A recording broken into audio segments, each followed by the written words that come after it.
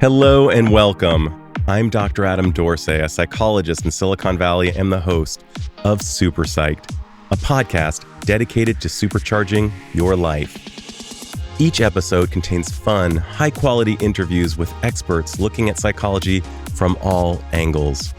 Super Psyched is your tool to get more of what you want in your life and less of what you don't. Improv isn't just for comedy. If there are superfoods like blueberries that are good for your health, improv may just be a super skill that has implications and applications that are also good for your health. No joke, these skills are highly learnable and can literally help you become a better person. They can make you a better collaborator in marriage, parenthood, business, music, and everywhere in life. Many Fortune 500 companies, including Clorox, have been able to boost their bottom line by using the skills they've implemented from improv. I had the pleasure of speaking with Kelly Leonard, the Vice President of Creative Strategy, Innovation, and Business Development of Second City in Chicago, the oldest continuing operating improv center in the world. The list of graduates who have come from Second City is utterly astounding. If you are a fan of any of these people, you can thank Second City. Amy Poehler, Mike Myers, Chris Farley, Tina Fey, Tim Meadows, Gilda Radner, Bill Murray, Joan Rivers, Jordan Peele, Alan Alda, John Belushi, Stephen Colbert, Cecily Strong, and so many others. All of them developed their chops under the same roof where my guest has worked for 35 years. Kelly is the author of an excellent book on improv called Yes and: How Improvisation Reverses No-But Thinking and Improves Creativity and Collaboration, Lessons from the Second City. I love the book, and so did a fella by the name of Stephen Colbert, who said the book is for anyone looking to be more creative in their work and in their life. Other similar praise came from Dan Pink and Vanity Fair. In this episode, you will hear how improv works and why you should consider developing these skills. You may even find yourself bringing people like Kelly to your workplace to help improve performance and employee morale through the types of play that only improv can bring. So listen in as Kelly and I talk about why you need to learn improv, the super skill in life. Kelly Leonard, a hearty welcome to Super Psyched. Adam, thank you for having me here. I'm delighted. I loved your book so much. And you have made the work itself of improv so easily accessible to the masses. And the vast applications of improv itself, which really resonated with me. I told you offline, I did 2 years of it with Sue Walden in San Francisco. It has informed me as a father, as a therapist, as a presenter. And really, even if I'm just checking out of Walgreens, somehow improv comes online because I like to kibitz with the clerk as I'm leaving and just, give a little smile. I don't know if that lands with you. Oh, I mean, honestly, the last hour before getting into my office with like 2 minutes to go to call you was an entire act of improvisation. My bosses triple booked on something, and so they had guests who flown in. Like, Kelly, can you give them a quick tour? I gave them a tour, and of course, my bosses were not done with whatever they were doing. So then had a bit of a conversation, and then turns out they're hungry and they promised to be fed. Had to go get them salads. Had to go realize that we didn't have any waters. Had to communicate this with all these different people, knowing I had to be on this call, and also just like being like, all right, what's my backup? I could probably go upstairs and get someone else to run down here if not. And just all the times are like not getting upset, not getting blame ridden or whatever it is, being completely curious and in the moment. And part of that was like, why am I fetching salads? I have worked here way too long to be doing that. Or Kelly Lynn could realize I had to go down to the Roots restaurant downstairs where they happen to have the Cubs game on. I just saw Suzuki hit 3-run double and the Cubs went up 3-0 in the second. So and the guy brought me a water. Like, this is all good. This is all good. It's all good. Like, everything was sort of meant to be. I made it here on time. People got fed. The Cubs are winning. The sun's out. And I think the thing about improvisation is when you go into your very first class, it is so much about ridding fear and judgment and all that icky stuff that gets in the way of us enjoying our lives, enjoying each other, about making things together, all those things. It makes you sort of strip those away to be in the moment, as you mentioned, sort of fiercely in the moment with whatever is around you.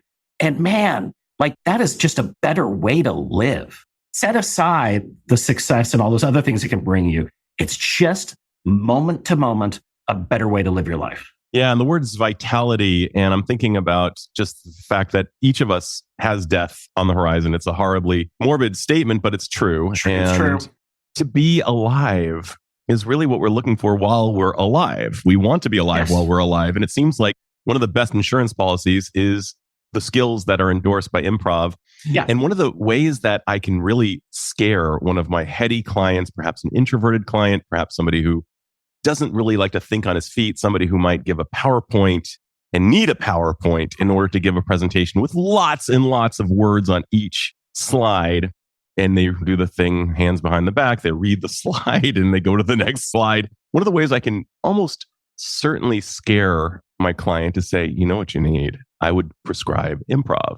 Yeah. And those who have done it to great success and have found it to be the kind of exposure that they've needed and such a safe atmosphere. And I was wondering if you could tell the audience what Improv is and what it is not, because so many people think, oh my gosh, I'm going to have to be like Mike Myers. I'm going to have to be funny on the fly. I'm not Robin Williams or Tina Fey. Yeah. So we're not necessarily, we're not. The beginning courses at the Second City, when you sign up for Improv class, we're not teaching you comedy. You'll discover things that are humorous about yourself and about others. Their comedy will result, but that really comes out of a lot of truth. And that is where Improv takes you, is to sort of live inside the reality of where you are right now. We have a saying in our work, you need to play the scene you're in, not the scene you want to be in. Here's an easy way to understand why we're talking the way we're talking about Improv. The woman whose exercises are the basis of all our work is a woman named Viola Spolin, who was a social worker at Jane Addams Hull House in the South Side of Chicago in the 20s and 30s. And her job through the WPA project was to better assimilate immigrant children and neighborhood children into her care. And these kids didn't always share language. So she created all these exercises, many of which were in silence or gibberish, so that the kids could play and empathize and communicate. And they found ways to do this. And it was immensely gratifying. And her son, Paul Sills, who's studying at the University of Chicago, loved these games. And he taught them to his friends, Mike Nichols, Elaine May, Alan Arkin, Barbara Harris, among others. They formed the first improvisational theater in America called the Compass Players in 1955. And that morphs into the Second City in 1959. So the basis of the work, all the education part of it that everyone was trained in, from Nichols and May to Colbert and Fay and Poehler and Myers and all those people, are these games, these pro-social games that teach us how to listen better, how to collaborate better, how to lead, how to follow. And they also have the benefit of being an incredible tool for making something out of nothing. And that's what improv is. It's simply making something out of nothing. We aren't handed scripts, just like in life, for the most part. We're not handed scripts. And even when we are, those scripts are going to be forced to change because we're constantly navigating complexity and change and our need to be agile and resilient, not just today, but tomorrow and the next day, continually. So improvisers are well trained in how to adapt and also to build. And the whole yes and concept, which was the title of my book, and the sort of a forming principle around improvisation, is that our default position as human beings, and behavioral economics teaches us this, that our default position is to say no or do nothing. Much easier to sit on the couch than go out. And we've all faced this at work. We've all been in brainstorming sessions where you bring up an idea and someone says no, and then suddenly that you or that person is shut down the rest of the time because they don't want to do that. And the idea, yes, and is like, hey, let your idea of a bad idea live for a little bit. What's the harm? And in fact, what you are going to discover is that someone else's bad idea matched with another person's bad idea can sometimes be an awesome idea. And we know this at Second City because when we are creating our shows over a 10 to 12 week period, the first 4 weeks are pure yes and. We want as many ideas as possible. Give me your terrible concepts. I want to see all your terrible characters. And what we know is that there's going to be some gold there. Sooner, may come up later. I was talking to a Stanford professor, Bob Sutton, who's done some studies on this. And Sutton's work shows us that, honestly, to get to the good idea, you normally need around 2,000 ideas. Now, people might be stunned by that until they understand that human beings generally have around 60,000 ideas in their head a day. It's absolutely incredible. Right? And a lot of those are recurring. That's a problem. So a lot of them are things that we're like, because we navigate towards the negative. Improv also teaches you to sort of stare into that abyss, to sap the strength out of those worries and those fears, because there is no way to be creative when you're in judgment of self or judgment of others. And improvisation is all about a practice in ceasing that judgment of self and judgment of others to get to an abundant amount of ideas that you can have as part of your palette moving forward when you're improvising. Del Close says, try not to invent, try to remember. Love that. You've got this stuff. It's already there. Just the question is bringing it out, bringing it forth, finding the prompts to bring it forth. Yeah. And a bad idea is just a tweak away from a good idea. And the number of ideas generated informs the quality of ideas. The quantity actually is the prerequisite to quality. And that's right. Corroborated by Jeremy Utley, who's the dean of Stanford Design, who came on my podcast and informed me of this. And I had to get my kids to gather around. You have to generate lots and lots of ideas. And you speak about the rut of like, yes, sure, we have many, many thousands of thoughts per day. Most of them are pretty much the same thoughts that we had yesterday. And by mixing things up, getting into improv, the aliveness, we may have a different prompt. We may actually have different ideas than we had yesterday as a result of engaging in the novelty of improv. And I think that's super important. You also speak to something else, though.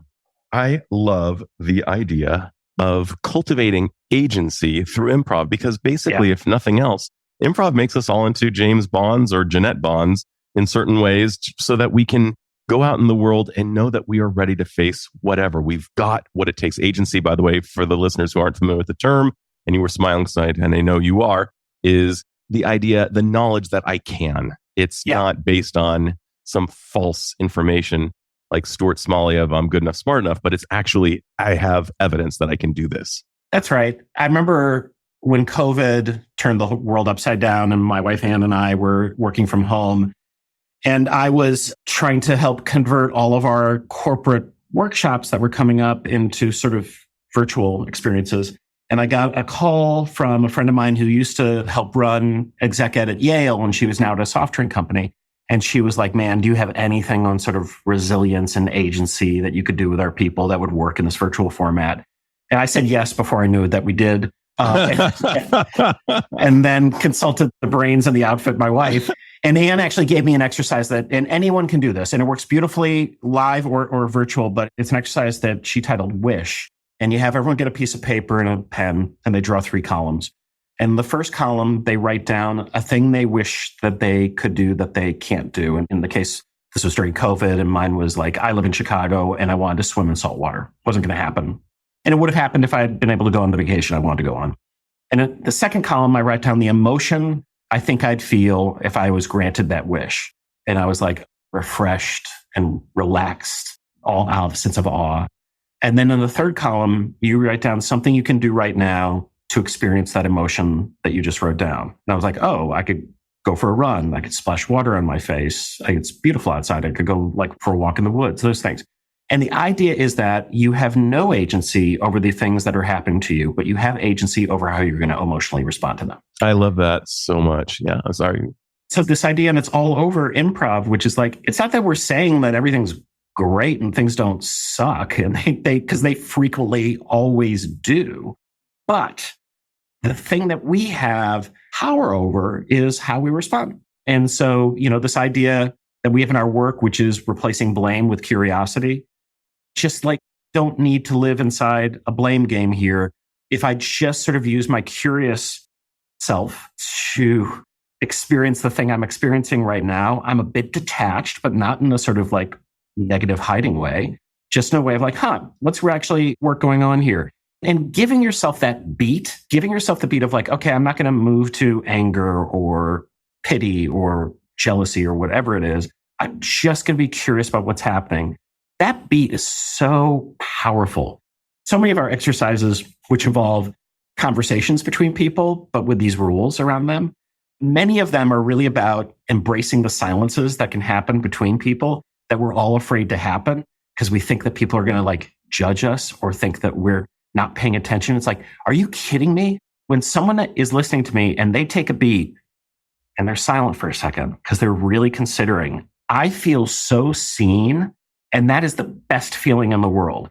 But for some reason, our human brains, when it comes to ourselves doing that, feel like, no, they're not going to see it that way. And this is why our work lines up so well with the work that you see in the behavioral science community, which is all about like, what are the many ways in which we're not understanding the conversation we're having right now, or the ways we could misunderstand, or the biases that we walk into these conversations with? And if we can mine those, that's great for comedy. And it's also great for a more successful interaction, say at work or in the home. I'm going to take a beat and take that in based on that cue. That is really, really good. And I have so many thoughts that, as not surprisingly, that you're stirring up. The first thing is, when you were asked that question about, do you have a resiliency program? You weren't sure if you did, but you started with yes, which flies in the face of something you said earlier, which was our default is to say no and to stay safe. Yeah. And that comes neurophysiologically from the negativity bias that you know only too well, that it's safer to keep the status quo lest we go into the unknown. The known, even if it's crap, is safer than the unknown, even if it's amazing, because we go with the devil you know. And instead, you decided to just double down and say yes and figure it out. So even, just from a meta perspective, this was improv in and of itself. I think about that moment in Parenthood when Steve Martin realizes that his kid's birthday party is about to be ruined because Cowboy Bill isn't going to show up. And he just looks at his son and says, Cowboy Bill is coming. And you can see he's trying to formulate how to bring out Cowboy Bill at some point. And lo and behold, he becomes Cowboy Bill over time. And it works like a charm. He summons up his agency, he summons up his creativity, and just goes with he just used something. He was playing the scene that he was in, not the scene that he wanted to be in. That's right. And I love that phrase. Something else you said is really spot on and conforms with current scientific research on happiness. And that is, we are all endowed with a genetic set point towards happiness. 50% of our happiness is based on that genetic set point. And some of us woke up on the happy side of the bed. Some of us woke on the grumpy side of the bed. And 40% is our intentional efforts, and only 10% is our actual circumstances. So that 40% is what you dialed into during COVID and came up with a really brilliant rubric to figure it out so that you could be happier during a time when you were somewhat shackled. Yeah. That was, if there was any test of our work, it was going to be in that moment. And because we shut down the theater, which is our primary source of income here, we were able to pivot to was the virtual classrooms and the virtual corporate events and some television projects and some other things that were able to happen. And then we also got sold in that time. So there was a lot going on. We were also, there was a point where Second City, I think pre-COVID, had something like 600 something employees, and we were down to 39. And here's the thing too. I remember having a phone call with my relatively new boss at the time and sort of saying to her, like, kind of expecting the call anytime that this is it. She started laughing. She goes, what are you talking about? We've already decided you're the last employee. And it made some sense with regard to I had the most tenure, did the most different jobs. But if I, who logically would be probably the last off the ship, was that worried about my job, just imagine what every other human was worried about who worked at Second City. And it was mind-blowing for me, and became a testament to this idea, which is it doesn't matter that we all understand these ideas, that we're well-read and we're well-educated and we're reading the papers and the evidence and keeping up with the journals and all that. Does not matter if we are not finding a way to embody the learning, which usually involves some sort of practice, improv being one of them, and there are other practices. But if we're not sort of embodying those ideas and then learning how to sort of incorporate them into our day-to-day life, they're meaningless. And what's hilarious, when I did the shift from producing on stage to primarily focusing on improv off stage and these other applied environments, I quickly became acquainted with the term me search, realizing that many of our friends in academia end up studying the thing that they're obsessed about themselves. Not the happiest bunch. That's right. Pessimistic and depressive, generally. Generally, hello, I'm one of them. The father of positive psychology, not the most positive person I've ever met. Seligman you're talking about? You Yes. got it. He admits to being both of those things. Exactly. It's not that they don't, they know it. So naturally gravitate towards these things. But again, the book learning, which is important, only takes you so far. How am I bringing this in to my day-to-day? And I know this is a parent. So when my kids were little, and I wrote this book, Yes and it did really well. Just imagine the horror of being a parent who's known for saying yes and when you're parenting. Because as a parent, like no is the go-to. It is the 97% thing that you say as a parent. Not correctly. I'm not saying that's correct. And I remember this one particular, our daughter Nora wanted a raise in her allowance. And like she had just gotten one. It was like there was no like 7, I don't know. Dad, I've been receiving allowance for 2 weeks. I think I'm due. Because she's going to kill me if I say no. So I'm like, yes. And if you can basically chart out what's the reason? Why do you deserve this? We will consider it. Absolutely. And kind of left it. And then that night, my wife and I were getting ready for bed. And Nora comes in and she has got like one of my suit coats on and one of my ties sort of crudely tied. And she has a PowerPoint presentation, which is a bunch of construction paper with drawings of grass. No. And she did a whole presentation. It was so funny. And we're both comedy parents. Like my wife's a comedy professor, but we both worked 60 hours. It killed. It was so good. Mike, you went to work on this sold thing. us. She sold it. She got 25-cent raise. And she should, because you just invented this thing. What do you want for your children but a sense of agency and joy and play, and all those factors were happening. And so like you can yes and to great effect. Now, like yes and doesn't go on forever. When I talked about the second seed process being 10 to 12 weeks and the first 4 weeks being yes and, yeah, that's right. Because the next 6 to 8 weeks are ruthless no's. They are editing. We call it killing your babies. Not the best term, but that's what we call it in comedy. Right. You just do that. But the reason that works is because everyone has had all their ideas yes anded for the first 4 weeks. So when you set up that kind of environment where it's like, oh, no, we all have our hands in this. We've all contributed. And now it's time to like boil it down and get it to be great. And that requires a lot of ruthless editing and work and skill. That is the domain of the professional comedian. Anyone can yes and, anyone can be creative. That's in that space of play. To innovate is when you take all of that sort of fun, broad work and then have to turn it into something that someone wants to pay money for. And that's a different thing. And so a lot of our work is about that first part, because we know that basically the minute you get out of preschool, your creativity is being killed out of you. Grade after grade after grade after job after job. I mean, it's like a cliff that we fall off of. The studies show that we start to regain just about that time we're going to retire.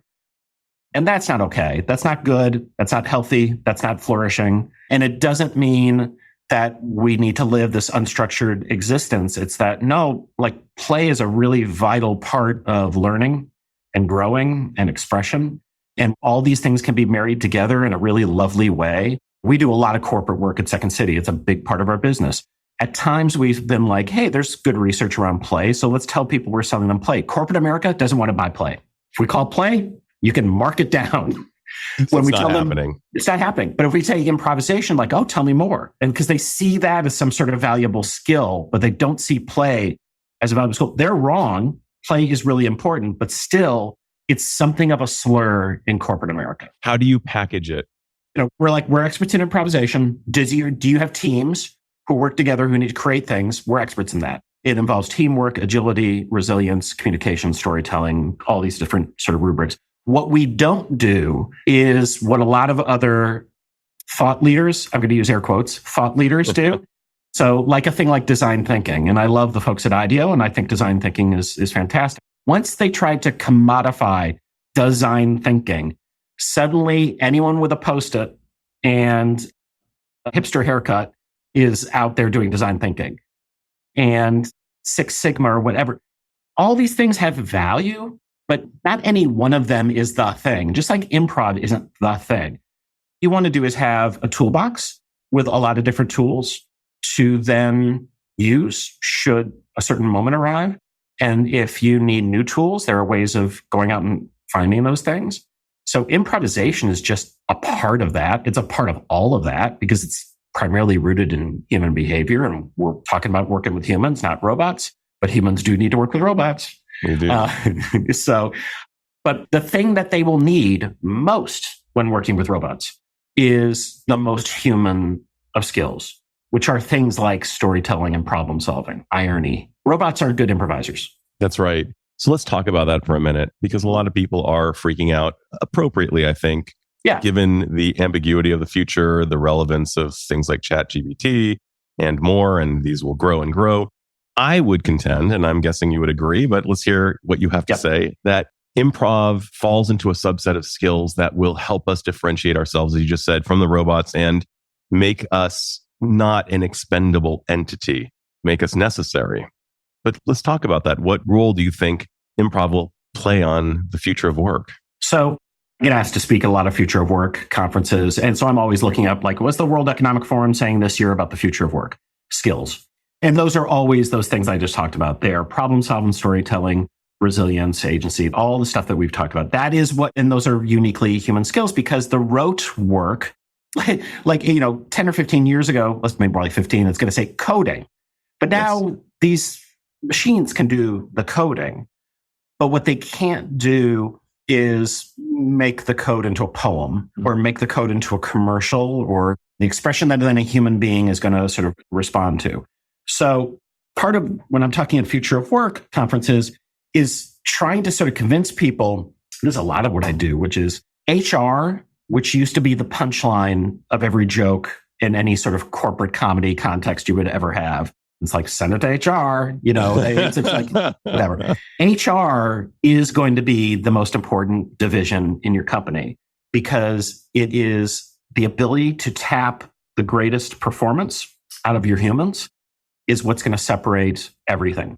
I'm curious what your experience is. My experience right now, coming out of COVID, working at a live entertainment venue in a industry, and I don't know how much of your audience has seen this, but the theatrical industry in North America, America and Canada, is distressed, to say the least. Major theaters are cutting, theaters are closing left and right. We're doing well, and I think that's in part because we're a comedy theater and we have other things that allow us to be successful. I'm taking out a lot of this is we have a lot of relearning to do about what it means to frame an experience of attending for our audiences, to give them joy. I mean, I go to a lot of sports and music, and those houses are sold out. And there's a palpable sense of joy and excitement in the framing of the events. And everyone knows how to dress. Everyone knows how to sort of behave and what the cues are. One of the problems that we've done in theater in general is we've made it very elite. And we've also, people are really snooty a lot of the time. It's when like the Apple stores first opened, you're like, what is this magic? And the magic was not the devices. The magic was how kind and nice the people were when you walked in, because we're all like, this is not the way people are in stores. That's exactly right. Right. And I think this is going to be the thing now when we have some running around for salads and stuff that I had to do earlier today is because our restaurant partners from our Toronto location are visiting our Chicago location. And we just got in this interesting conversation. I've talked to our restaurant partners here in Chicago, and they informed me that Friday nights are now dead. So city of Chicago, because people aren't going into the office on Fridays anymore. And I'm what like, they would do is they would congregate afterward and go see. Yeah. Busiest night, Wednesday. Because that's the last night of the week. It's last night or middle or maybe Thursday. They might be there too, but it's like Wednesday is suddenly, and I'm just like, oh my God. And they're like, oh no, that's the same up in Toronto. And I'm like, this is fascinating. So we're now living through, and then I told them this, when I started here in 1988, the weekday shows, the Tuesday, Wednesday, Thursday show started at 9 p.m. I'm in bed at 9 p.m. now. And it's now 7:30. But I mean, like, and these may seem little, but they're not. They are the way the world behaves. And when I say the world, the way human beings in the world behaves changes due to a variety of inputs and outputs and all these things. And part of what really smart people are doing is they're paying sort of fierce attention to what's going on now, but they also have available to them what happened in the past, and they're flying forward. So they're also, I think it was Keith Johnston who has wonderful, I'm going to blow the quote, but it's something about walking backwards with your eyes moving forward. I mean, you don't know what's going to happen in the future, and all you have is what happened behind you. So this idea of like, how do I utilize all of that behind me to sort of imagine myself moving forward? And we're terribly bad at predictions, as the science tells us. And this is, experts hate this, but I mean, you've seen these studies, right? Where they're like, experts are nowhere near better than like mere people off the street and deciding like who's going to win an election or a ball game. It's so random. Or in some cases, an octopus or a squid. Yes, right. Exactly. So I think the idea of, okay, maybe we're all on way more equal footing. And what I need to do is make sure that I have my ensemble, my team, my people who trust me and I trust them. So I've got now the wisdom of crowds working in my favor. I am not suffering from the Dunning-Kruger effect. I am not assuming a certain amount of expertise because, I mean, I'm smart about some stuff. But I mean, honestly, when I do the interviews and people talk about my work and it's like, I feel great other than this. It's so much of it is not my work. And I just need to weigh in, folks, that Dunning-Kruger is overestimating your actual skill. Kind of, I call it the Homer Simpson effect, but keep going. Yeah. Well, I think we all know those bosses who they think they're so smart and they have one of your graduates, Michael Scott, who was portrayed by Stephen Carell, was such a guy. The Dunning-Kruger effect was always in effect, and that was what made The Office so funny. That's exactly it. So this idea of like, okay, and imposter syndrome is a real thing. Yeah. We all have it. And it's funny, Jill Stoddard's latest book, which really looks at the imposter syndrome and takes away that syndrome word of being like, it's not really a syndrome. We all experience it. It is a part of us. And that kind of humility is a wonderful opportunity and kind of a freeing idea, for me at least, which is like, all right, I don't need to be perfect. I'm not going to be perfect. And humility allows me to, I think, to learn more at any given time because, like, I don't know, science changes. So let's start listing off the Stanford prison experiment, the marshmallow test. I mean, right? There's all these things that didn't really replicate, and there's other factors involved that they weren't talking about. And yet you still see them written about in books. And I'm like, hey, I don't have a PhD. I don't even have a master's. And I know the marshmallow thing isn't real. Why are you writing about it? And you're like, okay, because they don't know. And so sometimes the geniuses don't know. All of this stuff is great. My friend Nir Ayal says that it's not a superpower unless it can be used for evil. So I understand that a lot of these principles could also be basically used by con men. That's all true. However, for you as an individual, it should give you a lot of freedom and joy to operate kind of more playfully in the world and give rise to an opportunity to be surprised at any given moment and then incorporate that surprise into whatever your next thing is. That's a great way to live. I've studied the neurophysiology of humor, and you actually kind of cheekily reference the best way to kill a joke is to overanalyze. It's almost like, I think you talked about dissecting a frog. Yeah. But there's an element of surprise within, and the surprise is often what causes the funny. I want to talk about failure, though, with you, because so many of us really are terrified of failure, almost as if it's akin to a death of sorts. And one of the things that you very, I believe, accurately and intelligently recognizes that failure is merely a cost for anything.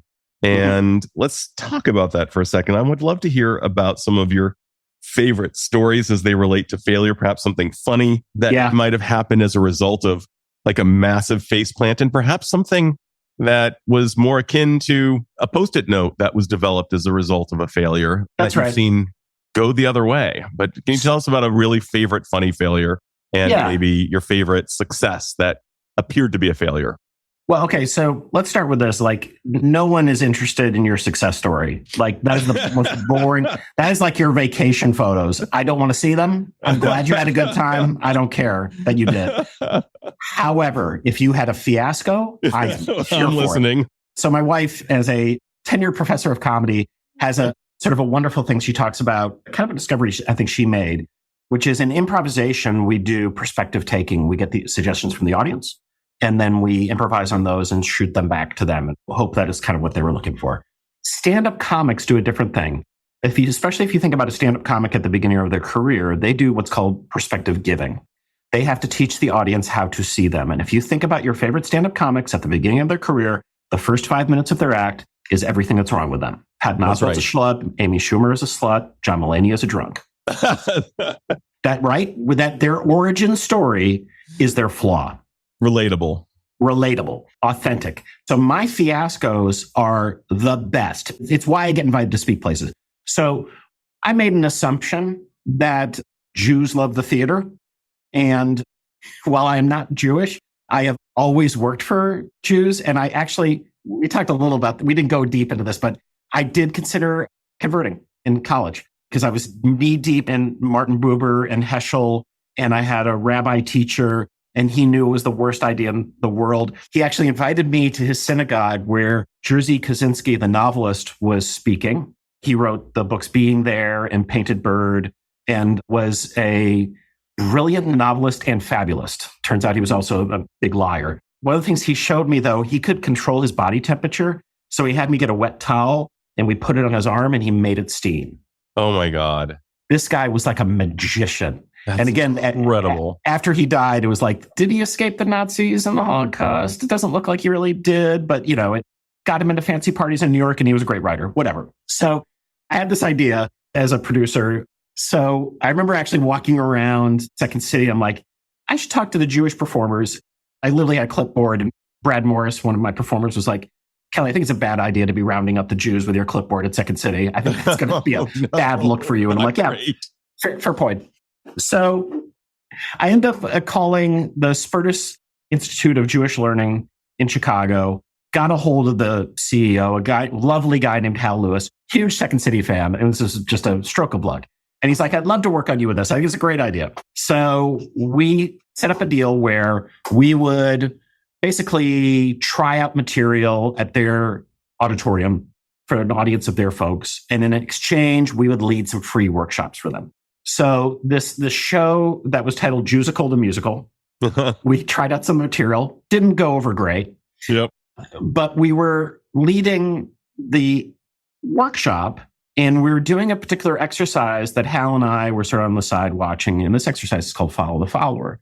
There's different ways of doing this exercise. In this particular case, a individual from the group was chosen and told secretly they're the leader.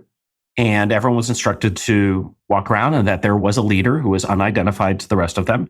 That person would find someone silently in the group to exchange leadership with, not with words, but it would find some physical, whether it's a nod or eye contact, and then the other person would do it. And we're doing this exercise and Hal turns to me and goes, "You're doing Peter Drucker." And I'm like, "Who's Peter Drucker?" And this led to this amazing, Peter Drucker, management theorist, brilliant, Austrian-born, again, fled the Nazis, right, was one of the earliest people to sort of say these hierarchies that we have in business aren't structured the way that human beings behave or respond. And this is in the 50s, the 40s and 50s. I mean, he's renowned. Of course, no one followed what he was saying, and they still struggle to. So learning that Drucker was onto this, that there was a tie between that and our work, that someone like Hal, who was a PhD in learning, the show went nowhere. The show was a bomb. But the bigger thing that happened was we made this sort of intellectual understanding that our work could connect ways that are much deeper than maybe we were even understanding. And that really led to a lot of the work that we talk about in the book and that we've continued working on at different universities and with academic partners. I don't know what was in the water around the University of Chicago in 1959, but what I do know is that Buber was teaching there and Niebuhr was teaching there. It's amazing Paul Ekman was there at that time. And I remember talking to Ekman because he ran lights for the improv group, the Compass Players. No way. Yeah. So by the way, Paul Ekman is one of the great studiers of the human face and its nuances and nonverbal communication and a host of other things, but amazing. And people might know there was a TV series with Tim Roth called Lie to Me that was based on Ekman's work. And I think my wife had discovered this, and I just called Ekman's office and got him on the phone. He's like, "Oh yeah, no, I know those guys." I mean, he goes, "I can't say that we didn't talk about it, but you do sort of look at what was happening in Chicago at that time, because the University of Chicago, no theater department, they just did it. And also at the University of Chicago, you didn't have to attend classes. If you just passed, whatever the final test was or paper, you passed. So a lot of our people who were there didn't go to class. They just figured out what it was, wrote the thing, and they passed. I mean, it's just a different time, but we are the product of that particular weird outsider genius meshed with insider genius, right? All of that.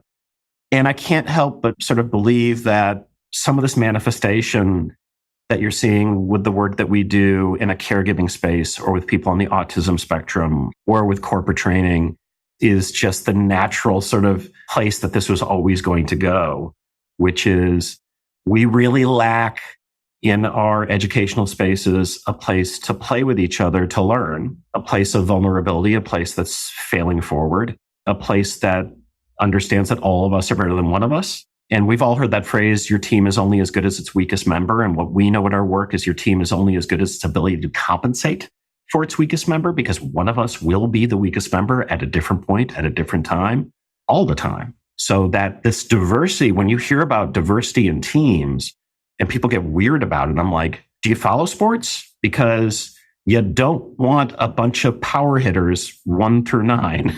Nope. You want a speed guy up top. You want a power guy in the middle. You want someone who can hit it. I mean, it's like every sport's like that. It's like an orchestra is like that. You of course, you want people with the different abilities. That's what makes the beautiful symphony. And why would that be any different inside a business? Gosh, I could not agree more. And I just want to respect your time. And I'm noticing that we're ticking along, just so taken by that, whether it's Lord of the Rings and somebody's good with arrows, somebody's good with hammer, somebody's good with magic, or whether it's baseball or whether it's a corporation. We've actually been even seeing that neurodiversity is really important. Yes. And a host of other measures. One of the things I just need to call out before you go is there's often a chasm between what we know and what we do. And Peter Drucker, who is universally heralded even years after his death as the godfather of management, people still may say they know his work, but maybe if when asked, how much are you actually executing on it, 1 to 10, if they were to give an honest assessment, it would be a very low number.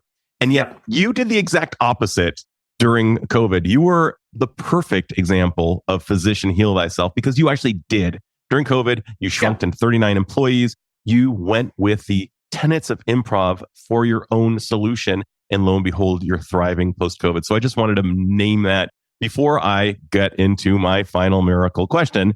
And that is this. Kelly Leonard, if you had the magical powers to confer upon all humanity one insight or skill that would dramatically improve the lives of the individual as well as perhaps society at large, what would that insight or skill be? And how do you imagine it would impact the individual as well as perhaps even society at large? All right. It's not from an improv guy, but it relates to an improv thing. Okay. And my friend, Dr. Scott Barry Kaufman. Oh, love him. Yeah, Scotty's the best. He introduced me to this quote by Irving Yalom. I can't stop thinking about it. And the quote is, sooner or later, you have to give up the hope for a better past. And I think we hold on so hard to the crap that's happened to us. And it's continually getting in our way. And we can't hope our way out of it somehow getting it better. It's not. We lost our daughter Nora to cancer when she was 16. That was 4 years ago. And Anne and I, it's the worst thing can possibly happen to a parent. The year in which she was sick, we used every improvisational principle we could to bring joy into the hospital room, to try to help her get better, all the things. And we were very good at it. We were very good at being the parents of a young girl with cancer. And then when she passed, we didn't know what to do. And we ended up leaning on everything that we knew, which is like, we're going to need our people. There's therapy, there's working out, there's keeping our relationships. There is, what can our community do for us? How can we remember her? How can we honor her? All these things we couldn't do was crawl into a space unconnected to other humans. The other humans were going to save us. And that's exactly what happened. And it doesn't mean like it's easy, because it isn't. And it still isn't. And it doesn't mean that it's not the worst thing. It was the worst thing. And guess what? I mean, we lived this very openly. I kept a Curing Bridge, sort of online diary during the whole period in the year after she passed. And what turns out that happens when you share your trauma, is that suddenly everyone else shares their trauma with you, and not in a sort of competitive victimhood sort of way, in a very real way of like, I wish it didn't take this for me to understand that so many human beings are hurting and they don't feel they have the permission to speak it aloud. I don't get it. Don't get it. And it is so true. It is so 1,000% true. 8 out of 10 people, 9 out of 10 people, I don't know what it is. All I know is that people come up to me and share things that happen to them that they don't share with anyone else or hadn't shared with anyone else. And this suffering and silence business is not good. And let's just look at it at a bottom line perspective for our business leaders. It's bad for the bottom line. People will not perform as well. People will not invent as well. And this idea of our ability to hold each other up. Nick Epley, who's one of the scientists we work with at the University of Chicago, one time said to Anne and I, we were talking, he goes, if you're feeling down and you want to make yourself feel better, do something nice for someone else. Mm-hmm.